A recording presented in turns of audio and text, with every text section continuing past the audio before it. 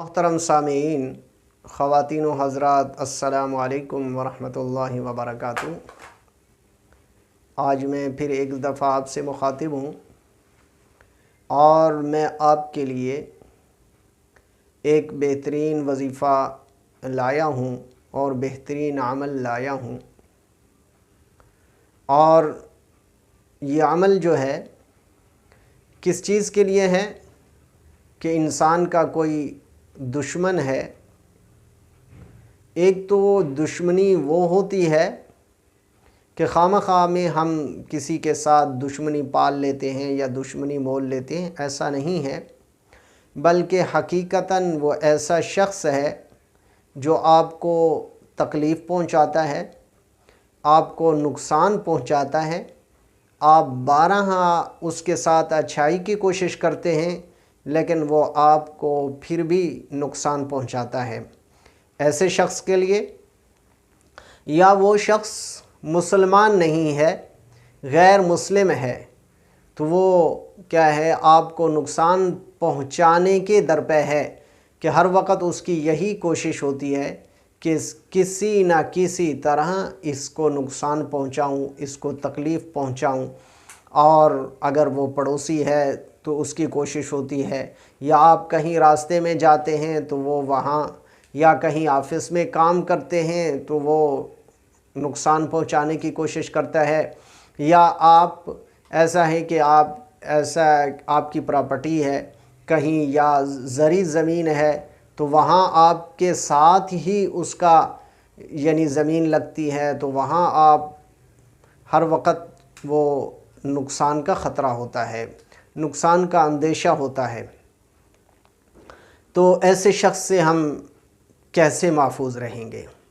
اور حقیقتاً اگر دیکھا جائے تو جو لوگ اچھے ہوتے ہیں، شریف لوگ ہوتے ہیں، وہ لڑائی جھگڑے سے بچتے ہیں اور اپنے آپ کو بچاتے ہیں، حتی الوسع یہی کوشش کرتے ہیں کہ ہماری طرف سے کوئی زیادتی نہ ہو۔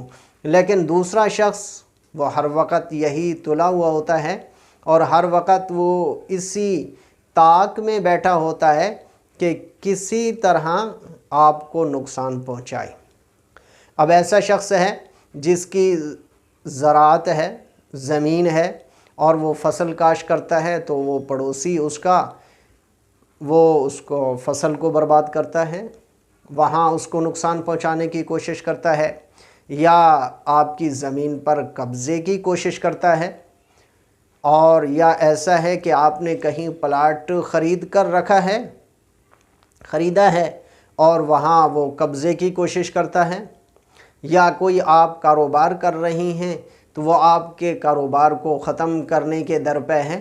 اس طرح کے لوگ، لیکن یہ اس آدمی کے لیے میں وظیفہ ذکر کرنے لگا ہوں، اور اس کو اجازت ہوگی جو خود اچھا ہے، جو خود شریف آدمی ہے، یا شریف خاتون ہے یا مرد ہے، لیکن وہ دوسروں کو نقصان پہنچانے کی کوشش نہیں کرتا، بلکہ وہ اس کی کوشش ہوتی ہے کہ میری طرف سے کسی کو نقصان نہ ہو، کسی کو تکلیف نہ ہو۔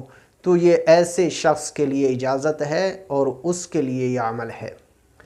تو آپ نے اب ایسے شخص سے محفوظ رہنا ہے، اور اس سے حفاظت کے لیے ہمیں کیا کرنا چاہیے؟ ہمیں کون سا وظیفہ کرنا چاہیے؟ کون سی دعا پڑھنی چاہیے؟ کون سی آیت پڑھنی چاہیے؟ تو اس کے لیے میں آیت آپ کے سامنے ذکر کرنے لگا ہوں۔ آپ اس کو انشاءاللہ العزیز پابندی سے کوئی ایک وقت رکھ لیں اور اس دشمن سے حفاظت کے لیے پڑھیں گے تو انشاءاللہ العزیز آپ کو 100% فائدہ ہوگا۔ اس کی حفاظت کی، دشمن سے حفاظت کی دعا بتانے لگا ہوں، وظیفہ بتانے لگا ہوں۔